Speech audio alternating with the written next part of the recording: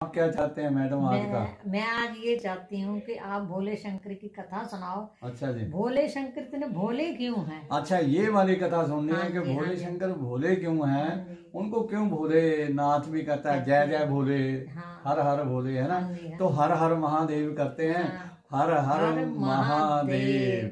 तो आओ फिर कथा श्रवण करते हैं। हाँ जी। और शिव पुराण में ये जो कथा है कि भगवान भोलेनाथ भोले क्यों हैं।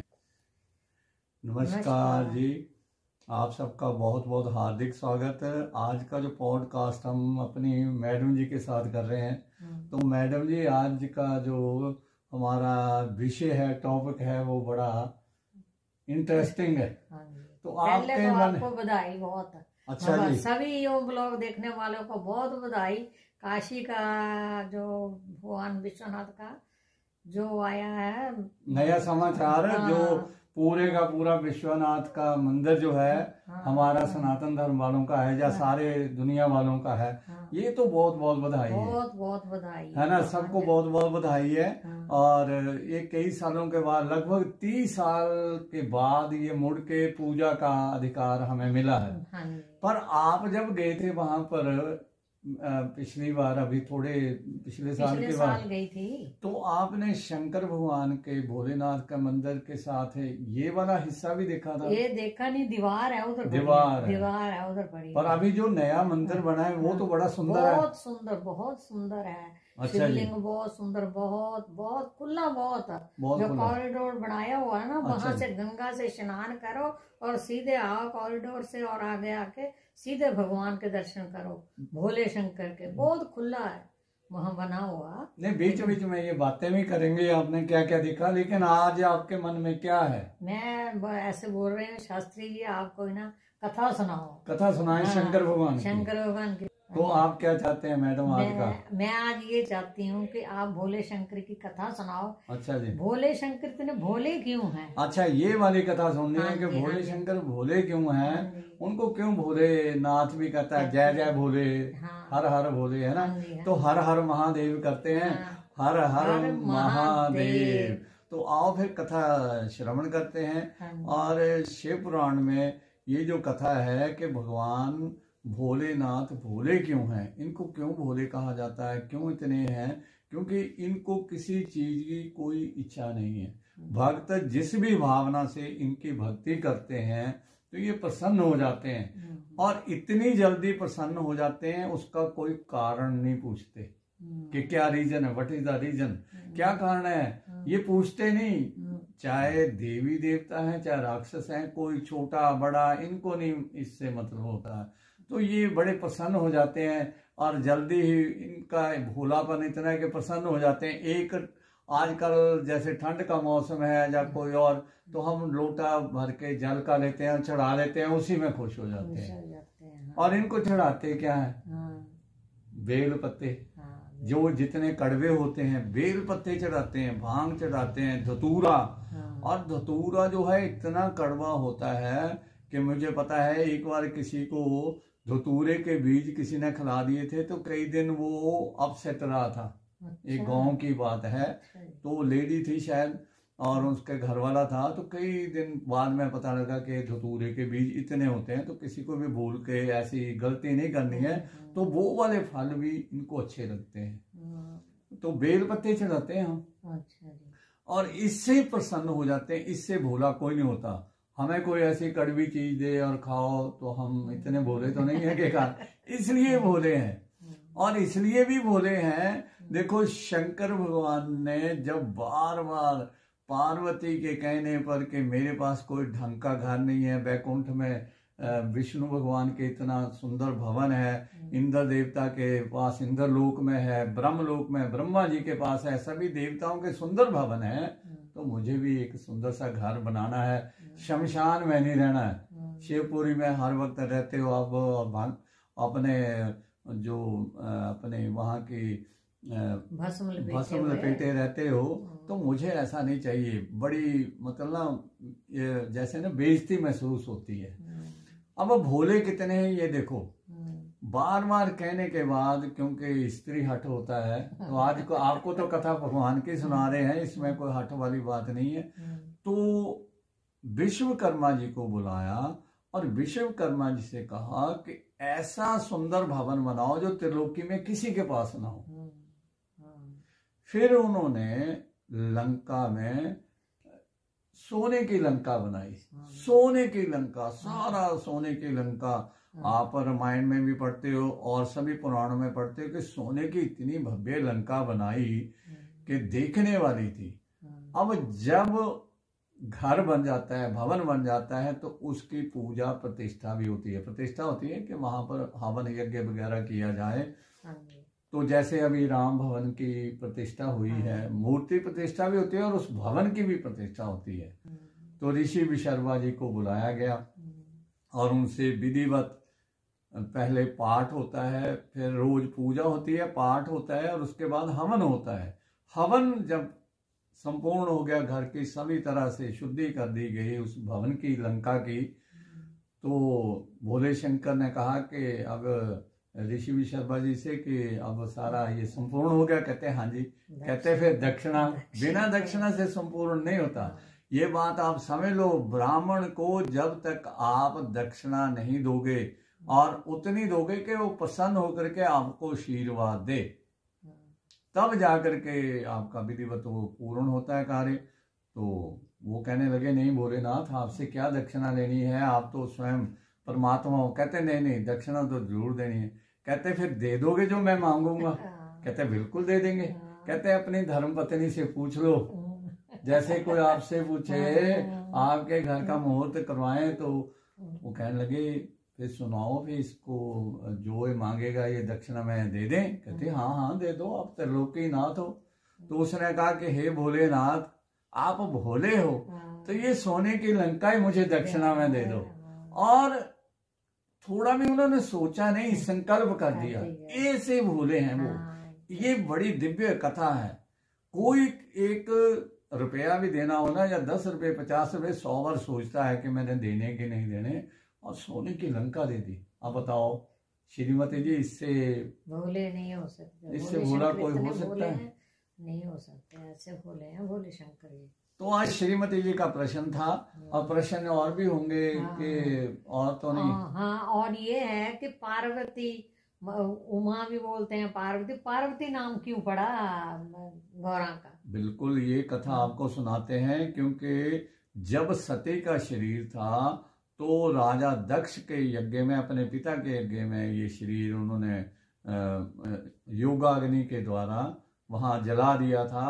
तो शंकर भगवान उसको लेकर के पूरे त्रिलोकी के ब्रह्मांड के चक्कर लगा रहे थे। तो भगवान विष्णु के सुदर्शन चक्कर से उसके खंड खंड होकर के 52 जगह गिरे, 52 पार्ट्स, है ना, ऑल ओवर द वर्ल्ड, है ना। नेपाल में भी है, और भी जगह है, पाकिस्तान में भी शायद है, नेपाल में है, आसाम में है, चिंतपूर्णी में चरण गिरे, जैसे ज्वाला जी में जीवा, और मनसा देवी में मन। किसी दिन फिर आपको पूरे, क्योंकि बड़े लंबे हैं 52 सिद्धपीठ, तो मेन जहां गिरे वो सिद्धपीठ हो गए। तो अगला जन्म हुआ, तो अगला जन्म जो है सती का पर्वत के घर हुआ, पहाड़ के घर। देखो पुराणों की कथा सुनो, प्रश्न करने बड़े आसान है। पुराणों में लिखा है कि पहाड़ जो होते थे ना, हिमालय के घर में हुआ था। तो हिमालय पहाड़ जो था उनका शरीर भी होता था हमारे जैसा शरीर। और इसका मैं प्रमाण देता हूं, जब हनुमान जी लंका में जा रहे थे तो समुद्र से हिमवान प्रकट हुआ था। तो उसने कहा था कि जब हमारे पंख भी होते थे, हम उड़ के कहीं भी उपद्रव करते थे और करते थे, तो फिर उनको अभिशाप दे दिया। तो कहता मैं तो समुद्र में छुप गया था, हिमवान, है ना। हनुमान जी जहाँ रुके थे, हिमवान रास्ता, तो फिर उसके बाद उनके वो पंख भी काट दिए, शरीर भी। तो हिमालय क्योंकि पर्वत था, तो पर्वत की बेटी मैंने पार्वती, तब पार्वती नाम पड़ा। और गिरिजा भी कहते हैं, गिरी भी पहाड़ को कहते हैं, तो गिरी की बेटी गिरिजा, है ना। तो इसलिए उनका नाम ये पड़ा। अब आपको एक और कथा सुनाते हैं, कितने भोले हैं। एक बार शंकर भगवान और पार्वती घूमते घूमते जा रहे थे, भ्रमण करते रहते हैं, क्योंकि ये कलयुग में है। तो कलयुग में पुण्य इतने नहीं है, थोड़े से पुण्य हैं। मैंने एक ब्लॉग में बताए हैं, अभी वो ब्लॉग आने वाला है, तो उसमें पाप ज्यादा है कलयुग में, इसलिए भगवान सहज भाव से नहीं दिखाई देते, क्योंकि पाप ज्यादा है और ज्यादा पाप है तो उसमें भगवान भी उतने ही दिखाई देते हैं। लेकिन जहां पर सत्य है, सत्य है, सत्य का नाम ही ईश्वर है। हम बोलते हैं ना सत्य ही ईश्वर है, और सत्य नाम भी बोलते हैं कि सत्य ही जो ईश्वर है। तो सच बोलना लोगों ने कम कर दिया है और पाप ज्यादा है, इसलिए ईश्वर जल्द में दिखाई नहीं देते, लेकिन भक्तों को दिखाई देते हैं। कई लोग हमसे ये शेयर भी करते हैं बातें। तो एक बार वो घूमते घूमते पृथ्वी लोक पर जा रहे थे, साथ में पार्वती थी। तो पार्वती ने देखा कि एक बड़ा ही गरीब व्यक्ति, इंसान जो है वो रास्ते में जा रहा है। तो भोलेनाथ से कहने लगी कि आप तो बड़े भोले हो, दयालु हो, इसके ऊपर भी दया कर दो। तो वो कहने लगे क्या करनी है दया, इसको कुछ आप दे सकते हो तो इसकी जो है गरीबी जो है, निर्धनता खत्म हो सकती है। वो कहने लगे भाग्यवान इसकी किस्मत में अभी नहीं है। वो कहने लगी कैसे नहीं है, आप करो कृपा, इसकी किस्मत में तो अपने आप हो जाएगा, आप कृपा करोगे। अब बार बार कहने पर भोलेनाथ ने मना भी किया, लेकिन भोले हैं, उन्होंने कहा ठीक है ये लो। एक पोटली दी और पोटली लेकर के पार्वती उस रास्ते में आगे जाकर के रखे आई जहां से उसने जाना था। अब जाते जाते वो निर्धन व्यक्ति जब उस पोटली से थोड़ी दूर रह गया तो उसने सोचा, मन में सोचा कि मेरी तो आंखें हैं, मैं तो रास्ता देख भी लेता हूँ, लेकिन जो अंधे हैं वो कैसे चलते होंगे, तो चलो मैं भी अंधा बन करके चल के देखता हूँ। तो ऐसे करते करते उस पोटली से वो आगे निकल गया और पोटली किसी ने और उठा ली। तो भोले कितने हैं, उसकी किस्मत में नहीं था तब भी दिया। वो बड़े दयालु हैं, भोले हैं।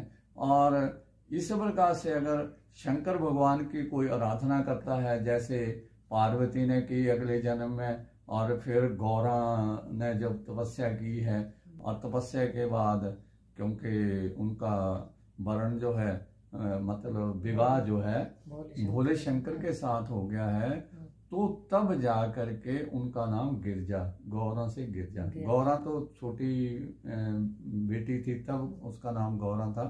तो इतने भोले हैं। तो आप सब जितने भी शंकर भगवान को मानते हो और शंकर भगवान की आराधना करते हो तो तत्काल फल मिल जाता है। ये बात आप समझ लो कि भोलेनाथ जल्दी प्रसन्न होने वाले भगवान है इस पृथ्वी पर, और वो साक्षात हैं। आज देख लो भगवान की लीला, वो सारा जो मंदिर है बनारस वाला जहाँ से आपने शुरू किया है, तो और हम तीनों जा चुके हैं, हमारा बेटा भी जा चुका है। आप तो नए मंदिर में गए हो। अच्छा, नए मंदिर में गए हैं तो वहाँ आपने क्या क्या देखा है? ये तो बीच में रह गई मैडम जी बात। हमने वहाँ से पहले तो गए हम स्नान करने। अच्छा जी। स्नान करके हमने किश्ती में बैठे। स्नान भी हमने इधर नहीं किया, हम किश्ती में बैठ के आगे पार दूसरी तरफ गया जाकर। अच्छा। उधर किया हमने स्नान। फिर किश्ती में बैठे, किश्ती में बैठ करके वहाँ उसने सारे घाटों का दर्शन कराया हमें। 80 घाट है वहाँ। अच्छा, 80 घाट हैं। हाँ जी, वहाँ सारे दर्शन कराए वहाँ घाटों के उसने। फिर बहुत फेमस तो हरिश्चंद्र का घाट है। अच्छा जी, वहाँ की क्या विशेषता है? वहाँ की विशेषता है, देखो हरिश्चंद्र राजा जो सत्यवादी राजा हरिश्चंद्र। हाँ जी, वहाँ उसकी तो विशेषता है। और वहाँ तो हर एक सेकंड में तो जो वहाँ भगवान भोले शंकर मुक्ति पाने आते हैं वहाँ। अच्छा, कितने वहाँ बैठे हुए हैं, मुक्ति पाने पाठ कर रहे हैं, बैठे हुए हैं। लोग वहाँ मुक्ति के लिए आते हैं कि यही हमारा अंतिम समय आए और मुक्ति मिले। लेकिन सबको तो नहीं मिलती, कईयों को घर याद आता होगा। तो क्योंकि जब हम गए थे हमें एक कथा सुनाई थी कि लोग आते हैं यहाँ, वहाँ धर्मशाला भी है जिसमें लोग स्पेशल रहते हैं कि है ना, और उसका नाम ही है शायद, कुछ लिखा हुआ आजकल तो मेरे को पता नहीं। तो कई बार मैंने लोगों से वहाँ बात की कि वहाँ पर उनके मन में आता है कि चलो अच्छा मित्र से मिल जाते हैं, रिश्तेदारों से, अभी कौन सा हमने जाना है। तो बनारस की जो सीमा उसको क्रॉस करते हैं और फिर उनकी मृत्यु। भैरव का मंदिर है। अच्छा, भोले शंकर के बाद भैरव का मंदिर है, वहाँ उसका दर्शन करना जरूरी है, फिर लगती है वहाँ की यात्रा। तो नहीं, आपने बताया था कि पान भी, बनारसी पान भी आपने खाया। वहाँ पाना कई हमारे मैडम जी पान बड़ा पसंद करती है ना, आपने बनारसी पान भी खाया? हाँ, बनारसी पान खाया। खाना वहाँ का बहुत, लस्सी और वो बहुत स्वादिष्ट वहाँ के। अच्छा। बहुत सब वहाँ का बहुत स्वादिष्ट, और वहाँ की जो मंदिर है ना वो बहुत ही सुंदर बना हुआ है। बहुत सुंदर। अब जो बना हुआ है, अब जो बना है, हमारे प्रधानमंत्री जी ने बहुत सुंदर ना, हमारे जितने भी ये ईश्वर के स्थल हैं, धर्म स्थल है, इनको बहुत सुंदर कर दिया है। तो और एक बात में और, बनारसी साड़ी भी है वहाँ, बनारसी सूट भी, बनारसी सूट भी हम लाए भी हैं। साड़ियाँ बहुत प्रसिद्ध हैं, चुन्नियाँ। अच्छा। बनारसी चुन्नियाँ भी बहुत प्रसिद्ध है। अच्छा, लाए हैं वहाँ से। कई दुकान कदम कदम पर है ये दुकान है। बहुत विदेशी लोग भी आते हैं, बहुत विदेशी लोग आते हैं। और जो लेकिन नहीं गए हैं उनको जरूर जाना चाहिए और दर्शन करना चाहिए। दर्शन करना, आरती, वहाँ की आरती देखने योग्य। बहुत शाम को इतनी सुंदर, बहुत अच्छी तरह से वहाँ की आरती करते हैं। वहाँ सब बहुत इकट्ठे होते हैं वहाँ पर आरती करने के लिए। क्योंकि हमने पिछले ब्लॉग में बोला था कि हम अपनी मैडम जी के साथ एक ब्लॉग जरूर बनाया करेंगे, अपनी बातें साझी करेंगे और कथाएं भी आपको सुनाया करेंगे, पौराणिक कथाएं सुनाया करेंगे, और भी अच्छी अच्छी कहानियां आपको अच्छी लगेंगी जो हम सुनाएंगे, और वहाँ की सुनाएंगे जो प्रमाणिक है ना जी। तो आपको बहुत बहुत बधाई ये चैनल देखने के लिए भी, और भगवान के जो दर्शन हो रहे हैं जिन्होंने घर में बैठ के टेलीविजन में किए हैं, तो आप सबको बहुत बहुत बधाई। और देखते रहिए हमारे इस ब्लॉग को, और नया ब्लॉग आने वाला है, और हर हफ्ते हम अपनी मैडम जी के साथ एक ब्लॉग, आपको भी कोई ब्लॉग तो बनाएंगे, लेकिन आपको भी कोई ऐसा टॉपिक चाहिए तो आप कमेंट में लिख सकते हो कि इस टॉपिक के ऊपर हम ब्लॉग बनाएं। हमने किसी का नाम तो लेना नहीं, हमने सीधा टॉपिक बनाना है, वही जो आपने हमें बताया होना कि इस विषय के ऊपर अगला ब्लॉग आए तो जरूर बनाएंगे। आप सबका बहुत बहुत धन्यवाद। नमस्कार। हर हर महादेव। जय भोलेनाथ। जय भोलेनाथ।